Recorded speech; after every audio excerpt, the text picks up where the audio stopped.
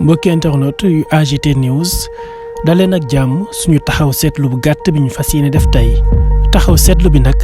dafa ñeel kàddu yi nga xam ni moom la oustaz Modou Fall yëkkati yoo xam ne ñu bëri dañoo jàpp ne kàddu yu ñàkk teggin la surtout bàyyeekoo ci koo xam ni dañ koy jox turu oustaz. moom oustaz Modou Fall nag gannaaw ba nga xamee ne am na ab ndogal bu ko dal ci ab otoom président Macky Sall ak soxnaam dañu ko woo am ay teraanga yuñ ko jox lu ci mel ni ab oto waaye itam alal joo xam ne jox nañ ko Marème Faye Sall jox ko suukaru koor boo xam ne moom oustaz Modou Fall mi ngi wax naan fii ba kooru déwén mën na cee dund te du jeex. ba noppi itam di xamle ne ki nga xam ne moom di président Macky Sall képp ku ko wuyu ci rek la nga xam ne moom defal na ko dina la ko defal ñu am ab laaj bu ñu ko laaj ne ko lan moo waral président Macky Sall li nga xam ne moom defal na la ko tey mu bëri ay oustaz yoo xam ne ñi ngi fi yore ay daara am soxla yu ni mel te defalu leen ko moom oustaz Modou Fall tontu ba mu ca joxe mooy ñooñee président Macky Sall gisu leen te ñoom wuyu jiwuñ ko buñ ko gisoon lam ma defal dina leen ko defal ba noppi itam teg ci ne képp koo xam ne rek moom lii ko président Macky Sall defal da ci àndul wala sa xol di si jeex na nga taal sa gazu maam nga toog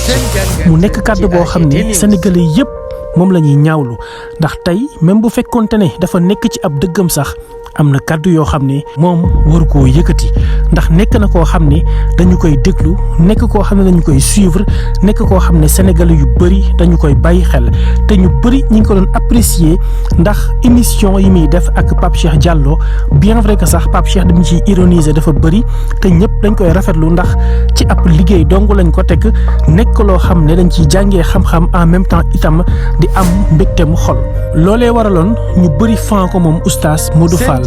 waaye nag kaddu yi nga xam ne moom la yëkkati nekk na kaddu yoo xam ne jàpp nañu ne moom oustaz Modou Fall war naa mën a génn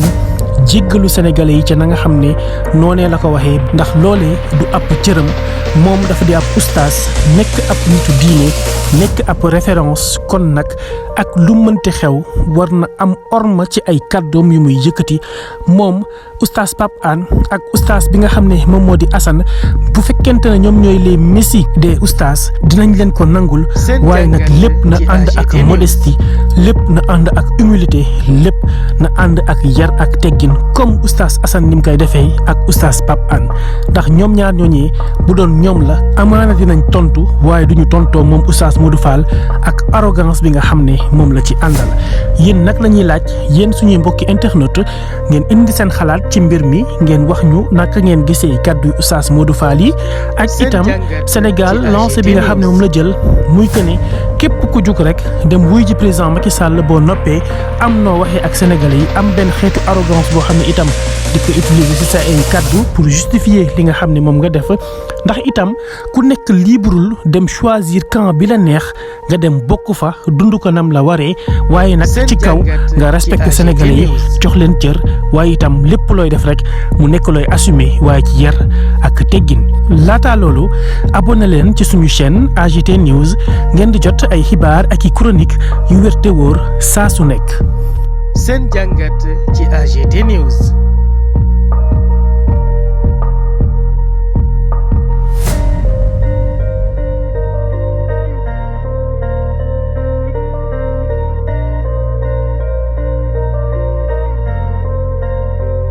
seen jàngat ci AGT News.